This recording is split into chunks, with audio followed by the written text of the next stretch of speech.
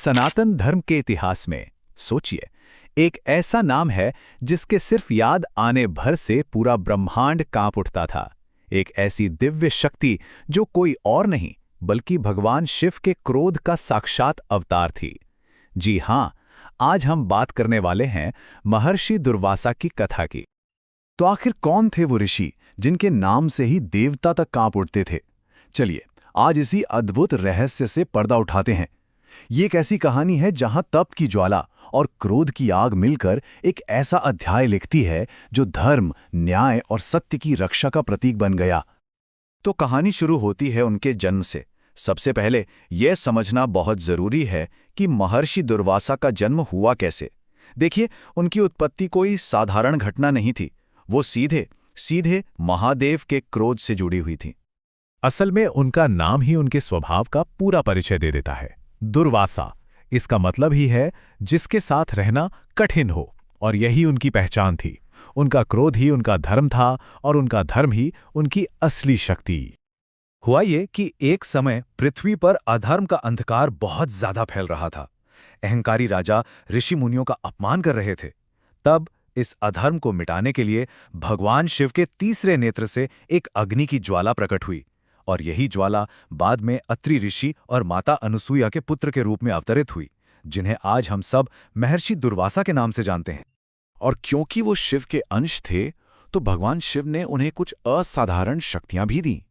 उनका क्रोध इतना प्रचंड था कि वो तीनों लोकों का संतुलन बदल सकता था।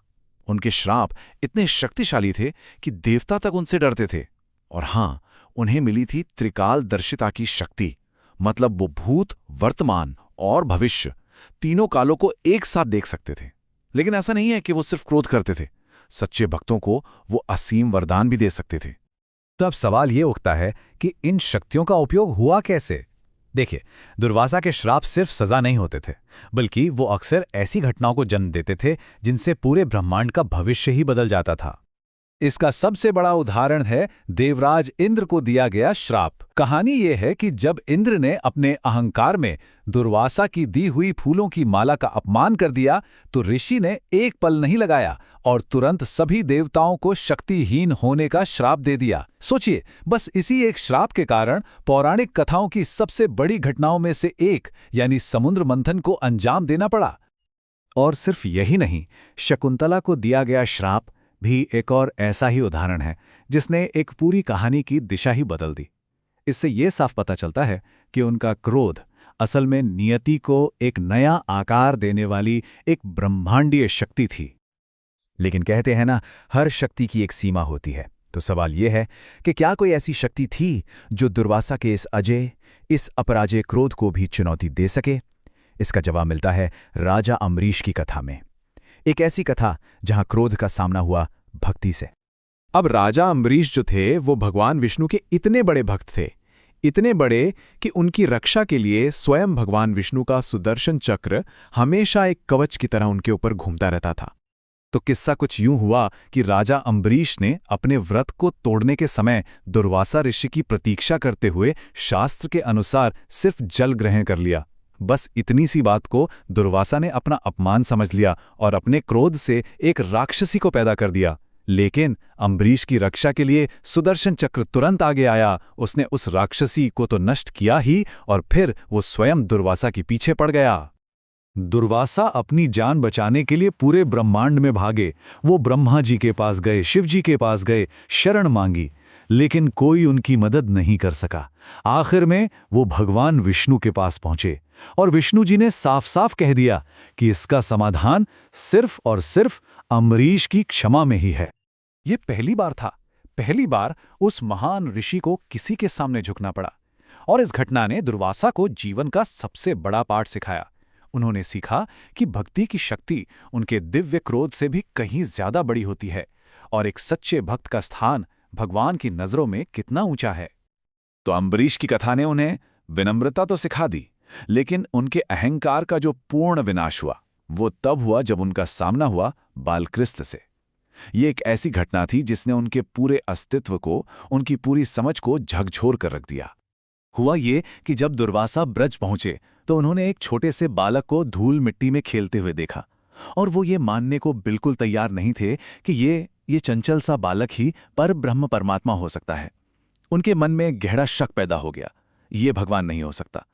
उनके मन के शक को समझते हुए बालकृष्ण बस मुस्कुराए और उन्होंने ऋषि को अपना मुंह खोलकर अंदर देखने को कहा।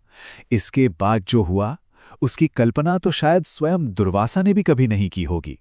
सोचिए, बाहर की दुनिया में ब्रज की रेत में तो बस एक पल ही बीता था, लेकिन कृष्ण के मुंह के अंदर दुर्वासा ने अनंत काल का अनुभव कर लिया। ये एक ऐसी यात्रा थी जो समय और स्थान सबसे परे थी। कृष्ण के मुख के अंदर उन्होंने अपनी आंखों से अनंत ब्रह्मांडों को जन्म लेते और नष्ट होते देखा। उन्होंने सृष्टि और प्रलय के अनगिनत चक्रों का अनुभव किया।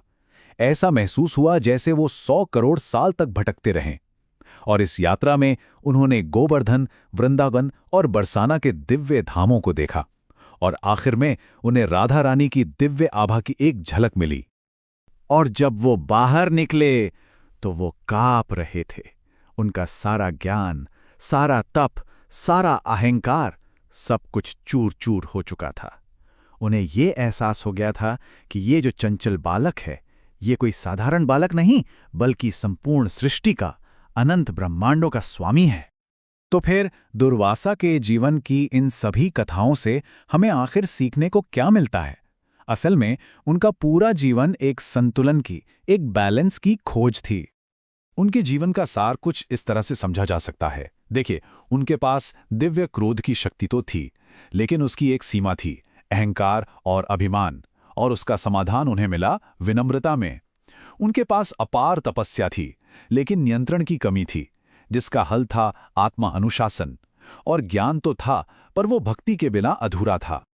इंद्र के कहानी से लेकर अम्बरीश और फिर कृष्ण तक उनका पूरा जीवन बस एक ही सच को बार बार साबित करता है कि शक्ति चाहे कितनी भी दिव्य, कितनी भी बड़ी क्यों ना हो, अगर वो नियंत्रण और विनम्रता के बिना है तो वो पछतावा और विनाश की ओर ही ले जाती है।